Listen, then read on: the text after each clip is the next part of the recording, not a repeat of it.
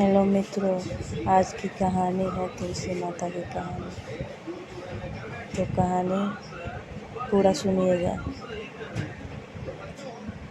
तुलसी पौधा पूर्व जन्म में एक लड़की थी जिसका नाम वृंदा था। राक्षस कुल में जन्मी यह बच्ची बचपन से ही भगवान विष्णु की भक्त थी। जब वह बड़ी हुई तो उनका विवाह राक्षस कुल में ही दानव राज जलंधर से संपन्न हुआ। राक्षस जलंधर समुद्र से उत्पन्न हुआ था। वृंदा बड़ी ही पतिव्रता स्त्री थी, सदा अपने पति की सेवा किया करती थी। एक बार देवताओं और दानवों में युद्ध हुआ। जब जलंधर युद्ध पर जाने लगे तो वृंदा ने कहा, स्वामी, आप युद्ध पर जा रहे हैं। आप जब तक युद्ध में रहेंगे मैं पूजा में बैठकर आपकी जीत के लिए अनुष्ठान करूंगी। जब तक आप नहीं लौट आते मैं अपना संकल्प नहीं छोड़ूंगी। जलंधर तो युद्ध में चला गया और वृंदा व्रत का संकल्प लेकर पूजा में बैठ गई।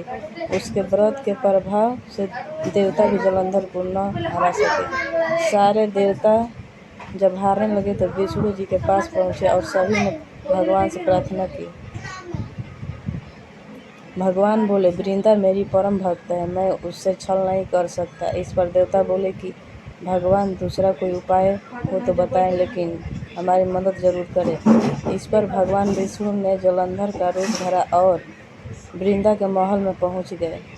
वृंदा ने जैसे ही अपने पति को देखा तो तुरंत पूजा में से उठ गई और उनके चरणों को छू लिया। इधर वृंदा का संकल्प टूटा और उधर युद्ध में देवताओं ने जलंधर को मार दिया और उसका सिर काटकर अलग कर दिया। जलंधर का कटा हुआ सिर जब महल में आ गिरा तो वृंदा ने आश्चर्य से भगवान की ओर देखा, जिन्होंने जलंधर का रूप धर आए थे। इस पर भगवान विष्णु अपने रूप में आ गए पर कुछ बोल ना सके। वृंदा ने कुपित होकर भगवान को श्राप दिया कि वे पत्थर के हो जाएं। इसके चलते भगवान तुरंत पत्थर के हो गए। सभी देवताओं में हाहाकार मच गया। देवताओं की प्रार्थना से बाद वृंदा के अपना श्राप वापस ले लिया। इसके बाद वे अपने पति की सिर लेकर सती हो गई। उनकी राख से एक पौधा निकला। तब भगवान विष्णु जी ने उस पौधे का नाम तुलसी रखा और कहा कि मैं इस पत्थर में भी रहूँगा, जिसे शालिग्राम के नाम से तुलसी जी के साथ ही पूजा जाएगा। इतना ही नहीं, उन्होंने कहा कि किसी भी शुभ कार्य में बिना तुलसी जी के भोग के पहले कुछ भी स्वीकार नहीं करूँगा। तभी से ही तुलसी जी की पूजा होने लगी। कार्तिक मास में तुलसी जी का विवाह शालिग्राम जी के साथ किया जाता है। साथ ही देव उठावनी एकादशी के दिन से तुलसी विवाह के रूप में मनाया जाता है।